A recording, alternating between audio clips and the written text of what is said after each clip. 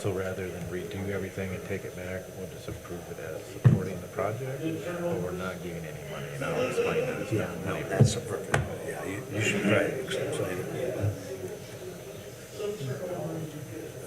That's a good idea.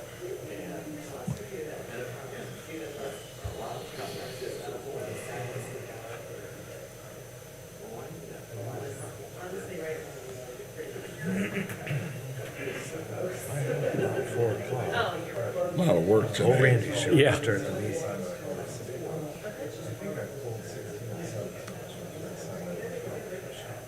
Okay. What kind of glass? Perfect, thank you. Catch your breath.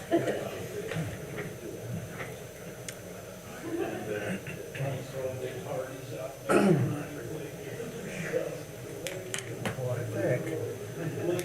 Is Mike gonna be gone? Yes, Mike's not here. I think we're at four, so I think we're ready to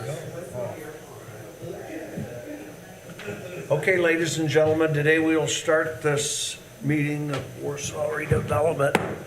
We start off with the Pledge of Allegiance. I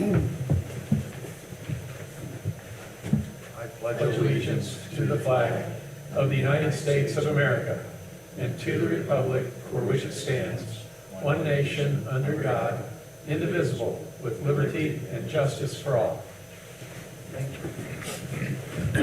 Welcome visitors.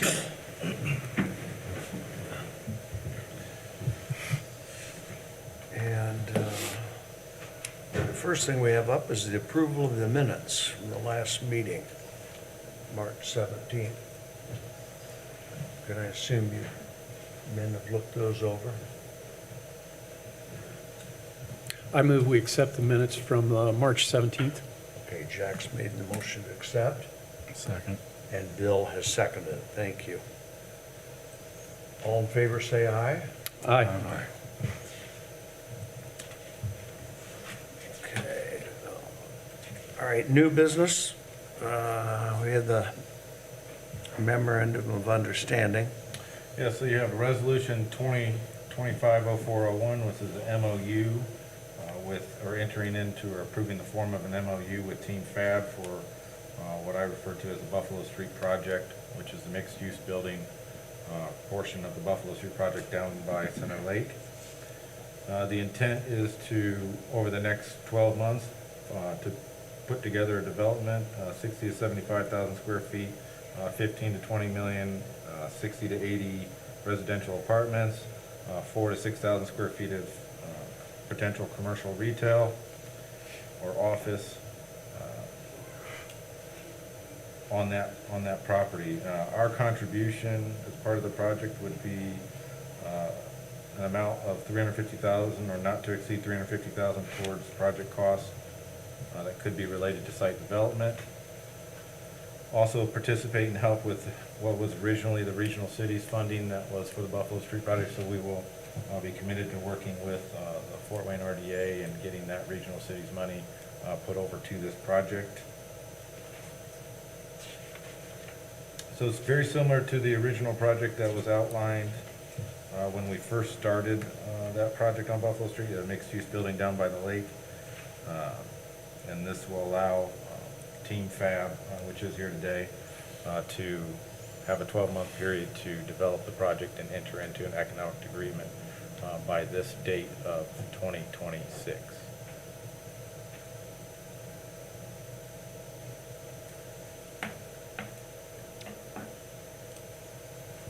Are there any questions on the project? Their Team Fab's here if you have any questions on the project or any questions on the MOU. I'm looking for a map to, but I don't, was there not one attached or? There is not. It would be the old Indiana American Water where the Parks Rec office was and the park workshop, that area there is the area we're talking Is about. it mostly just what's in, what, kind of a circle there? Or is it use anything on the outside of that or? It potentially does, yes. So Canal Street would potentially be in the property, and the parks, what used to be their maintenance shed, would be in potentially 330 North Buffalo Street, which is the corner house we purchased, and then there's a old, I don't want to say barn, but this storage building behind that would be in. And then as they develop the project, there could be some other parcels, but once they work on developing that and come to us with an actual project, with an economic development agreement. So we're just approving the form right now, giving them 12 months to put that project together, at which they will come back with an actual economic development agreement that will outline. So right now, this is kind of, we're all working on the same page, moving towards a goal to have an economic development agreement no later than 12 months from today. Would we give them options in on other properties once they come up with that? Yes. Once the project has been defined and been approved as part of the economic development agreement, then we would dispose of the property needed to complete that economic development agreement. Jeremy, how many properties remain? I know it's outside of what you're discussing here, but on both sides, are there like 4 properties or 5 properties? Yeah, Yeah. there's a number of parcels down through Okay. there. Yeah. We own a few, Matthews owns a few. Yeah, all right. Yeah. So those aren't in play right now, but could be in the future. Yes, we still have to untangle ourselves from Matthews and the rest of those properties, but it does not impact this project. Right. I'm certainly in favor of moving ahead with this. Spent quite a bit of time, as you all might remember, working on this project, and when we got to the point where we needed to continue to move ahead, I know our discussions and the work we've had with Frank and Becky and Team Fab have been very community-oriented, wanting to be involved. They're local. The work they've done locally speaks for itself, and I think they're, at this point, ideal partners to continue the vision, if you will. So I'm very much in favor of this. We have our legal counsel, Randy, here, and then also Team Fab. So if you have any other questions, now would be a good time to ask if you. But I appreciate Joe's comments on that, though. It's been a while. So was that a motion? It could be. I'd say it is. I'd make the motion that we approve the resolution Okay. 2025-0401. All right, thank you, Joe. And Bill, did you second it? Okay, so we have a motion and a second. All in favor of approving the vote, say aye. Aye. Aye. Any dissension? All right, it's unanimous. Thank you. The second resolution kind of follows in line with that. It's not necessarily, I mean, at some point it will be a part of this economic development agreement. Most of the parcels were disposed of when we were working with Matthews, but this resolution, 2025-0402, adds in and will complete the disposition process for the remaining parcels that could be a part of that Buffalo Street project. Randy is here and he can go over this resolution as it relates to the disposition of that property. But it basically adds in some of those parcels that have been added, like the 330 Buffalo Street, the storage building behind that, and there's some other legal parcels on Buffalo Street that would be a part of, could potentially be a part of the end result of the Buffalo Street project. Good afternoon. Randy Rampola with Barnes & Thornburg. I can just briefly speak to this resolution as well. It does provide for the disposition process for these parcels that were not previously disposed of. And it basically, going through this process, allows you in the future to dispose of them. It doesn't commit you to do anything. The 330 North Buffalo Street, I think, would be part of it, a project going forward. The other parcels that are listed on Canal Street and the pieces of Buffalo Street wouldn't necessarily have to be disposed of, but I think talking with Could Jeremy, be. it made sense to go ahead and go through this process so that, as your question about other parcels or pieces and parts, that we may as well just go through the disposition process now, which the process involves you approving this resolution today, approving an offering sheet, a notice would be published, and then we would come back at the next meeting with a resolution, or maybe the meeting after that, with a resolution indicating, hopefully there would be no offers made on the property, just based on the offering sheet. The expectation is that there wouldn't be any offers, and then that, within 30 days, then you'd be free to dispose of it going forward. You wouldn't have to go through this process again. The offering sheet lays out the appraised value, which Jeremy had an appraisal for 330 North Buffalo at the $27,500.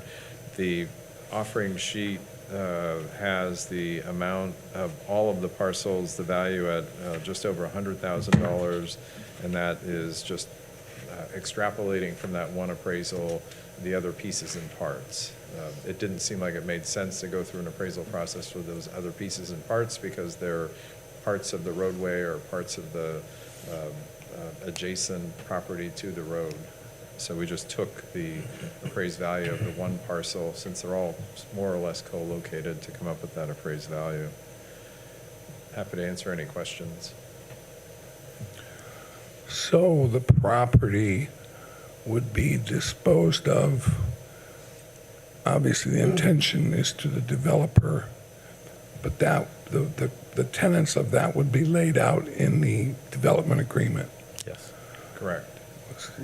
Obviously, we don't want to put the cart before the horse.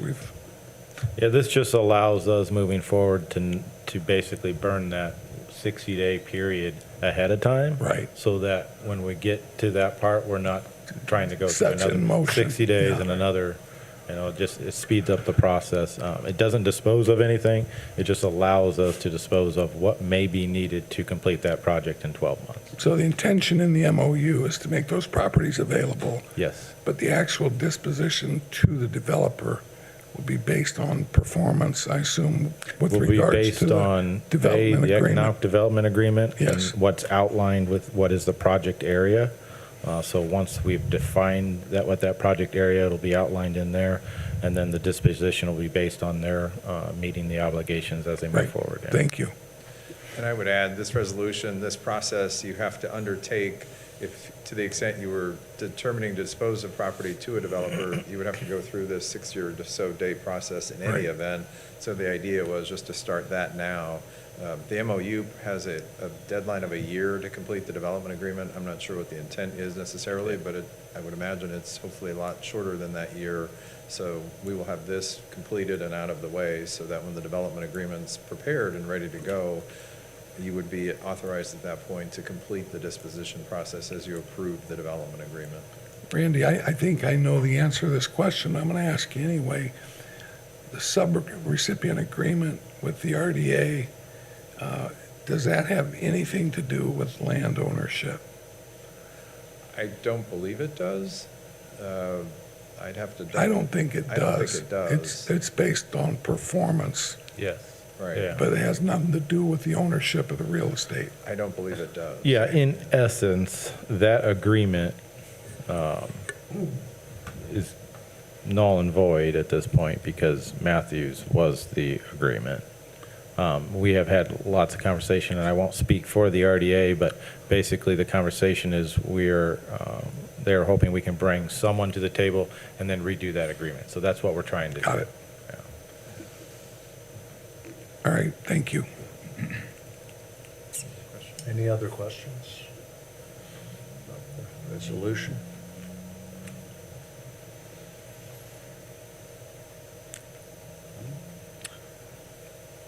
Hearing none. Make a motion to approve resolution 2025-0402. Okay, Bill has made a motion for approval, I'll second. and Jack has seconded. So, all in favor say aye. Aye. Aye. Those opposed say nay. Okay, it's unanimous. Next resolution is 2025-0403. This resolution is pledging certain tax increments towards the, will be the Millworks project. I'll let Randy explain the resolution to you, and then if you have any questions, we can discuss afterwards.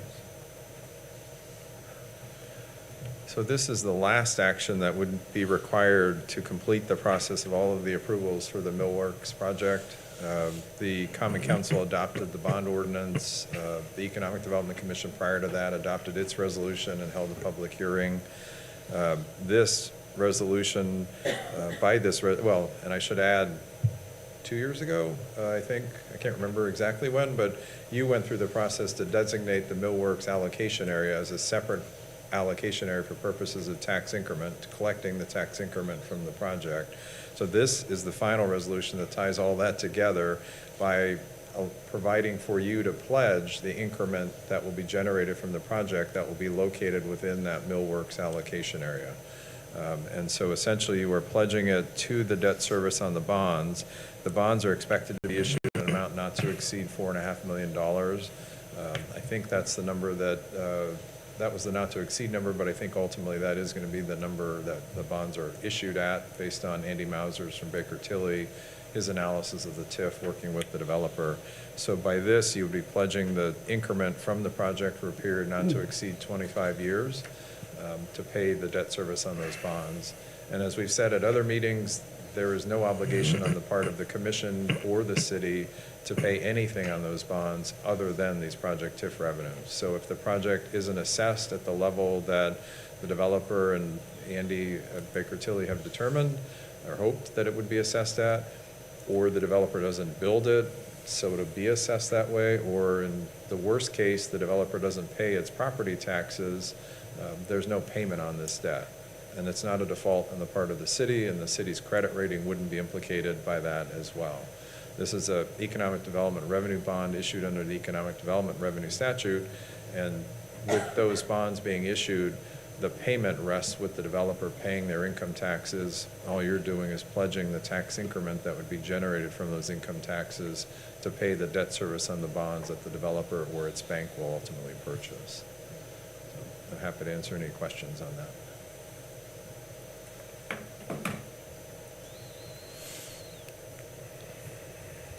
And as far as schedule, I think the next step would be just working with the developer to arrange a closing on the bonds. We don't have a time yet, but it will be soon. Okay. So that would be the next step. Any other questions? Sounds great. Glad we're at that point. And with that, I'd make a motion that we approve Resolution 2025-0403. Okay. A motion by Joe. Second. Bill has seconded it. Thank you. All in favor of approving the resolution as presented, say aye. Aye. Aye. Those opposed, nay. Okay, it's unanimous. Thank you. The next item is a memorandum of understanding for the Marsh property. I do not have a completed memorandum of understanding. We're working with Randy to get one put together, but I basically wanted to get your permission to move forward with putting one together that will be presented to you for the sale of the Marsh property.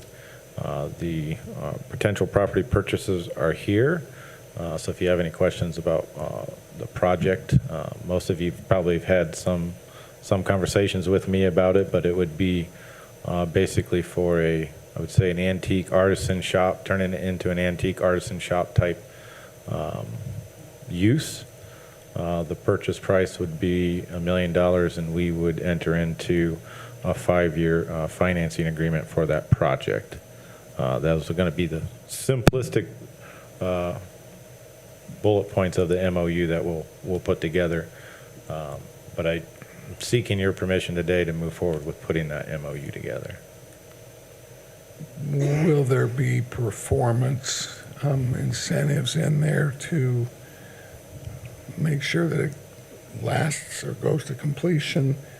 And if indeed it does not, or for some reason ceases to operate, do we have any option to get the property back? So two steps here. One is the MOU, which is going to give them, I think they were asking for a 60-day due diligence to go through the building, after which we would have to enter into a purchase agreement.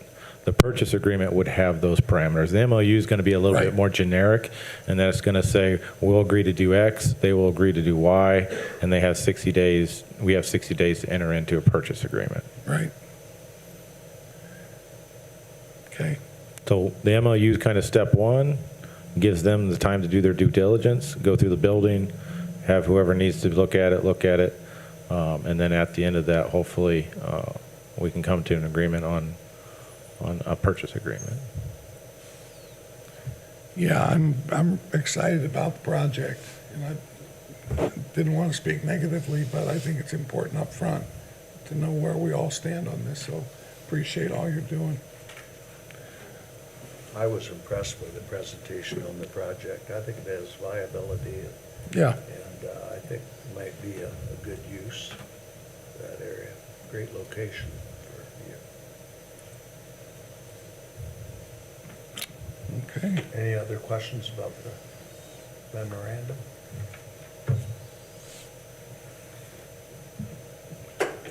If not, I'll entertain a motion.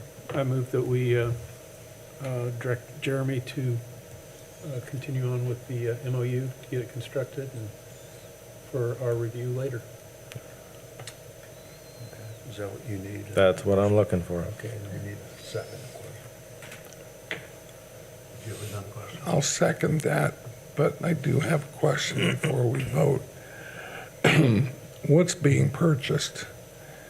Is it the building and the entire property? So I will, as we approach that, I'll work with Randy to work that out, because yes. So the entire property, but we also have an MOU for the potential sale of an outlot. Assuming that outlot goes forward and we enter into a purchase agreement, right? That would be excluded from the overall parcel. If that were to fall through, then we would be disposing of the entire parcel to them. I don't want an outlot. If we sell an outlot, great. If for some reason that were to fall through, then it would be included in the total purchase. So will the purchaser will retain, I mean, they will take the rights, all the property rights as far as if there's future considerations for outlot development? That's correct. Okay. I just want to know Yeah. up front. Yep. Yeah, I'm not intending to split off any future outlots. It would be, Okay. we would certainly be willing to work with them if they were to have some other people that would come forward and want to do an outlot through the Plan Commission and Development Plan process. Got it. But we're not going to retain any property and try to sell it. That's what I wanted to know. Actually, I think the outlet, if the other project goes through, I think it actually increases the value of the property. So either you'll get it all, or you'll get it minus the outlet, but if that goes in there, I think that'll be good for your investment, my personal opinion. So we have a motion and a second. All in favor, say aye. Aye. Those against, nay? All right, unanimous. Proceed with that. Next, we have that annual report. Yes. So I have our great little presentation that I've done every year for, it seems like 10 years now. It'll be hopefully brief, but required by the state. So you do have the financial report, 2025 financial report, which is a report on 2024's financial activity through the Redevelopment Commission and the Redevelopment Authority. And as required by the state, I'll give this quick little presentation about TIF impact and understanding TIF to all the taxing agencies that are here. Oh, there's none here. Surprise, surprise. Because they never show. Actually, the library did reach out to me. She had something else. She usually does come. She's the only one that seems to be interested in all the things that I do. But so I give credit to her, and I'll send her this report. But you all know what a tax increment financing district does. It basically captures the tax that's created through a new development, and it's put back into infrastructure within those areas. So you have your base AV, your incremental AV is added to, is what gets collected. So the base remains in the taxing district that existed prior to the creation of the district. The increment gets captured, and all TIF districts have an expiration date now, as opposed to in the past. Primary impact is obviously the taxes collected. It can have an impact on the tax rate. The secondary impact would be job creation, new commercial and residential growth, and then income, sales, and payroll taxes that also get collected, but that aren't part of the TIF. So just creating a TIF district and collecting TIF funds doesn't necessarily mean that we aren't creating other revenue that is collected by other taxing agencies. It's not a one-for-all type thing. This graph more or less just kind of shows you the AV and real TIF and versus the adjusted net AV. Point of this graph is to show you, yes, the TIF does grow, but the intent of TIF is to create growth everywhere, and you'll notice that the AV in general outpaces the growth of the TIF AV. So as we make improvements, there are other improvements that come with the developments that we're creating that aren't captured by TIF that increase the pot for everybody. The TIF percentage has stayed pretty steady over the last, this is a 3-year period, but even if you go back 4 or 5 years, the percentage of TIF of the total tax has been pretty steady, around that 14 to 15%, which is what we're collecting. The remainder of the AV, the 85% gets collected by everybody. It's kind of hard to say exactly what the impact is, but that goes back to a little bit of what I talked about. If there's no new project, then no revenue's collected. So if we don't have TIF, or if we're not able to incentivize new developments, then in theory, the new project doesn't get collected. There are other factors that TIF, other benefits that TIF bring by creation of jobs. You get income taxes. By creation of retail, you get sales tax. So there are other benefits that come from the developments that we create outside of the real property that we collect. So when we're looking at TIF margins, this just gives you an idea of percentage of growth versus the net AV. TIF district is a smaller pot, but it grows at a faster rate than the AV does.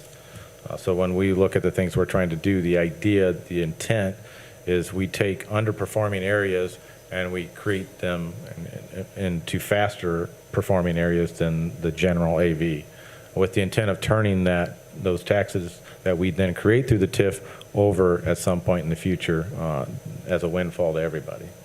So when you look at our percentage of TIF growth, it's grown about 10% faster than the AV across the board.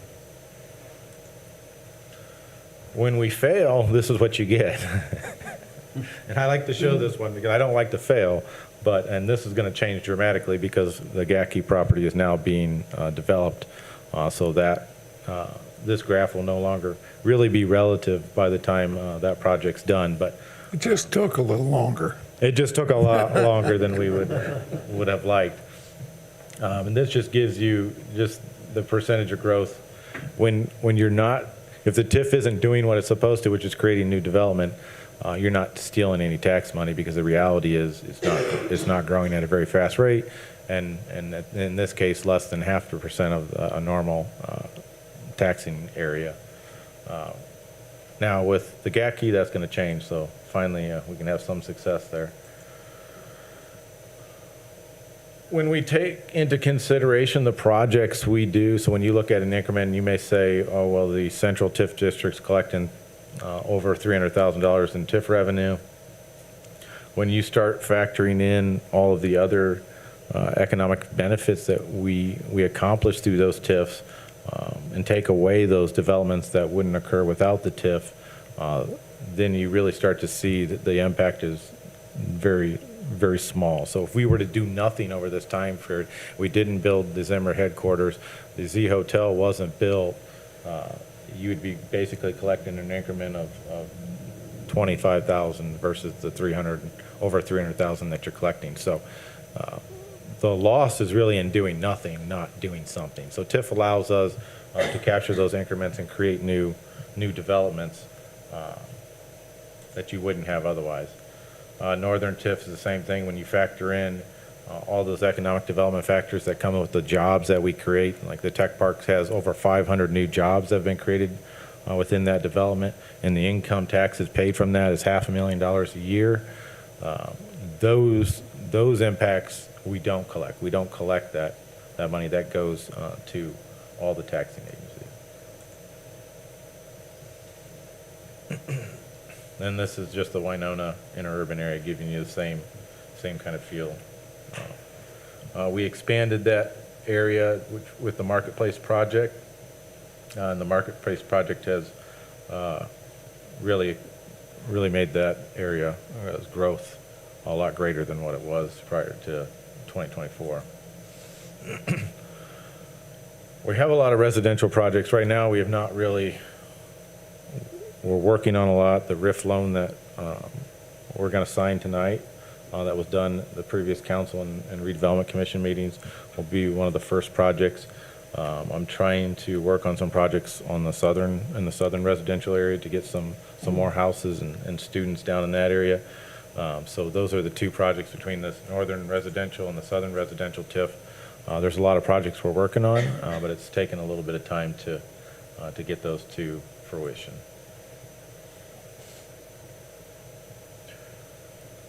The other important factor to consider when you talk about tax impact is it's not a dollar for dollar match. So just because we collect TIF revenue doesn't mean that it would be collected by someone else if we weren't collecting it. And what I mean by that is there are two things that play into that. One is your max levy versus your certified levy. So if your max levy is 100 and you're collecting 99, if we're collecting $1 million in TIF and we gave all that away, you would generate $1 because the max levy only allows those taxing agencies to collect $1 more. So you would potentially lose all the remaining money and only $1 would get collected. So it's not when you say, oh, we're collecting $4 million in TIF. If I didn't collect that $4 million tomorrow, that $4 million doesn't go to taxing agencies. They're only going to collect what is allowed under their max levy. And if they are already on top of their max levy, they'll collect nothing. If they're under it, they could potentially collect what's in between the max levy and their certified levy. In a lot of cases, in most cases, that amount is a couple $1,000s. So the bulk of the TIF that we collect would not be collected by anybody. So we'd be basically losing that revenue, not being able to accomplish all the projects that we're working on, and it's not benefiting the other taxing agencies. So when we look at the last couple of years, most of the taxing agencies are collecting pretty close to their max levy. Some of them are not. So when we look at that gap, so if we were to open up our TIF districts in 2024, that gap was around 102,000. In 2025, that gap is around 390,000. That would potentially go to taxing agencies. So it's not a dollar for dollar match. So we may collect a little over, and this is estimates because obviously we're in 2025. So I won't know until the end of 2025, but in general, if we collect, we're expected to collect somewhere in that 5.1 million. If we were to get rid of that 5.1 million, only 390,000 roughly would be collected by those other taxing agencies.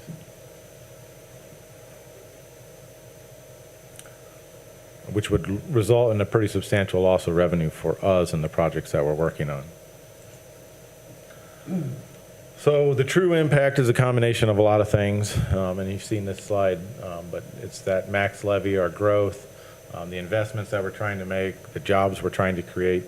So the impact of those TIF dollars are a lot greater than just what we're collecting.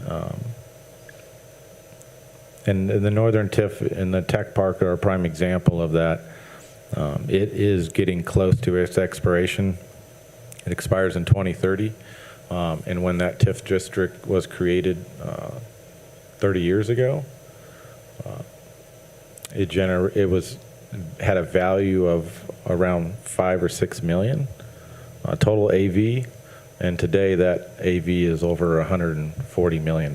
So our ability to create those developments and then in 6 years release all of that to all the taxing agencies will have a huge impact 6 years from now, from taking that development where it was at 6 million and making those investments.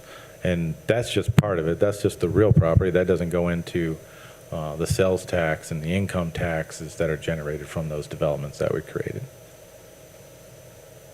That's my spiel. Hope you enjoyed it.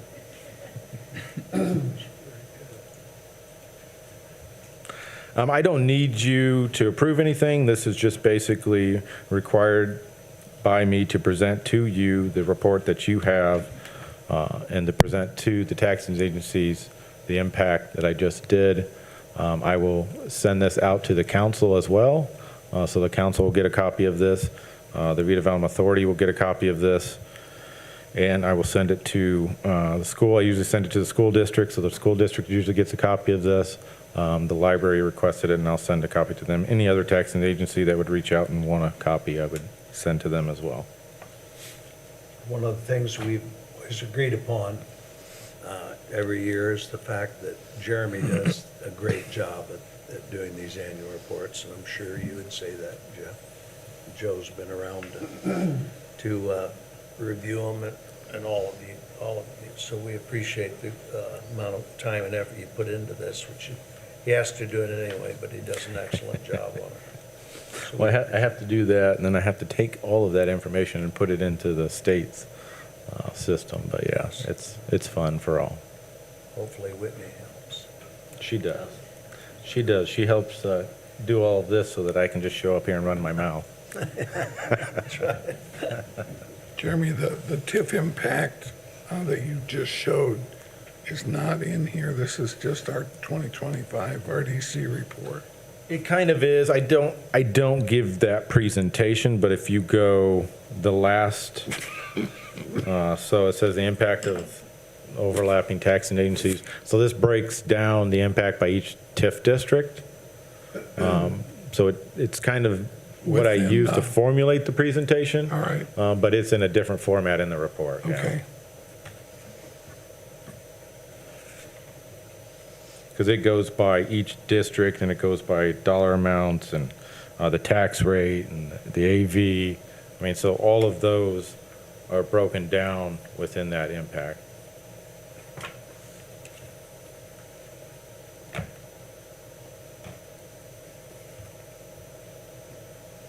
Okay. Any other questions or comments? We don't need a vote on that. You so- do not, nope. So.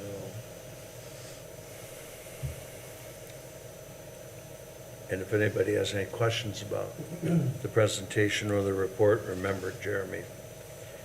Yeah, if you have any questions, always feel free to reach out to me. It's a good report to have as we are fast approaching the next budget year because it goes through the budget from last year and proposed budget for this year. So you can see as we start to create next year's budget, you'll be able to see all of that. And it'll be a useful tool as I start to present 2026's budgets to you.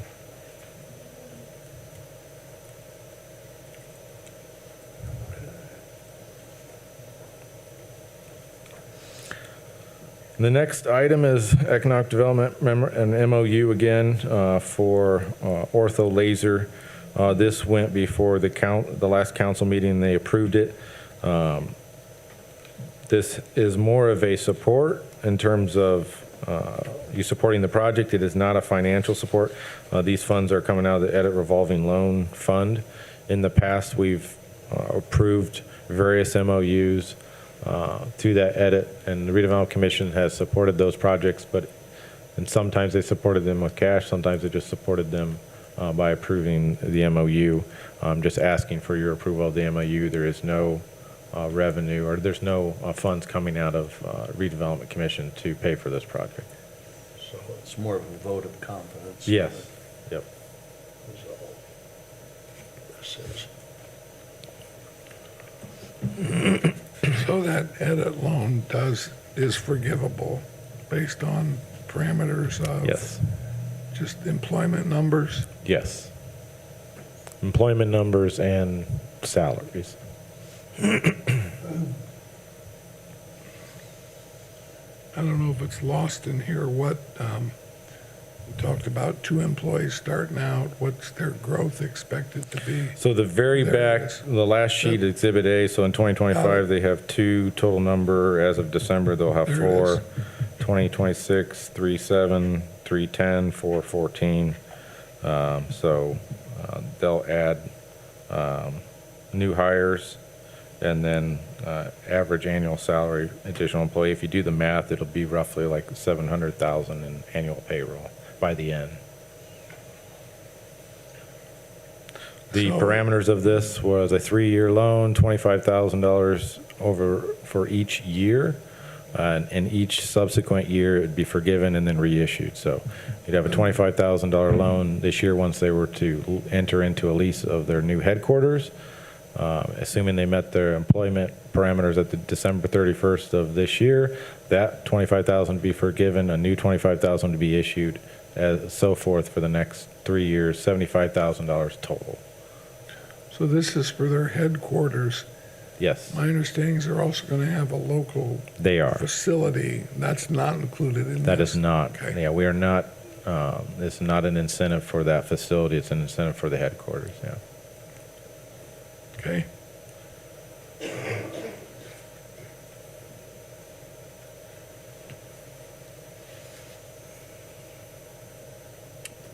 Any other questions or comments about this?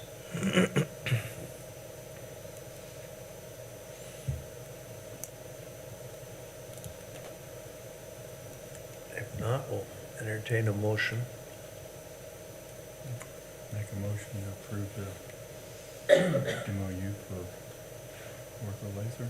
Okay, Bill's made a motion to approve the memorandum. Second? Jack has seconded that, thank you. All in favor of approving, let's say aye. Aye. Aye. Those opposed? Okay. unanimous.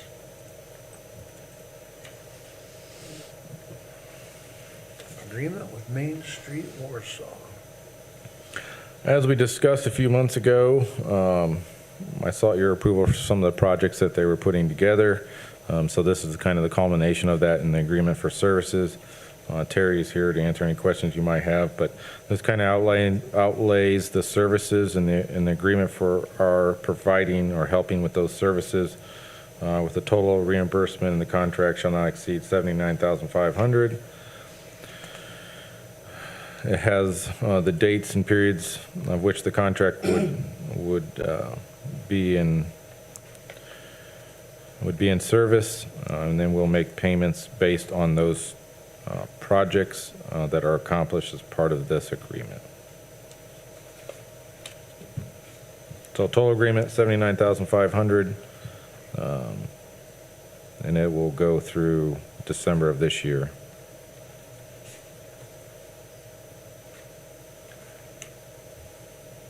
Yeah, Jeremy, I think that number seems in line with what we initially started.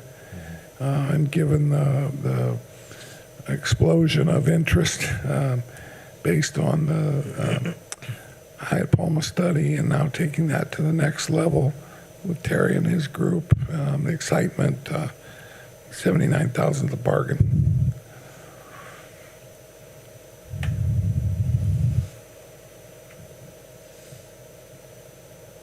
Any questions for Terry or Make him get up and talk.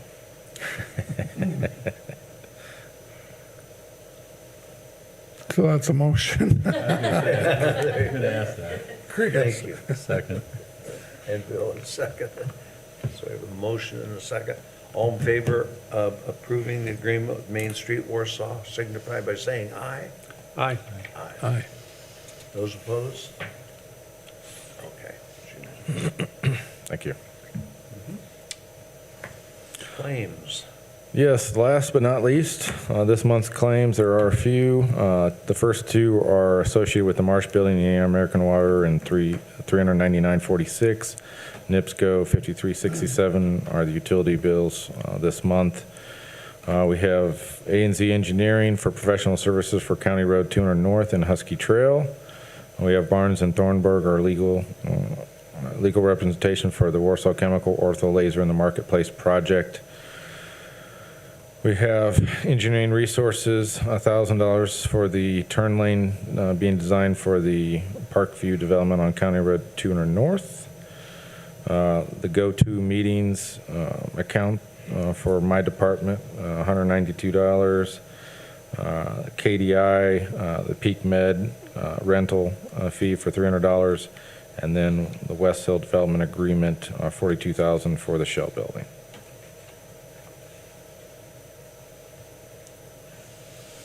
At least NIPSCO's going down. The building that keeps on giving. That's right.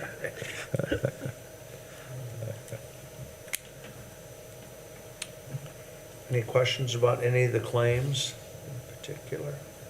Make a motion to approve the claims as presented.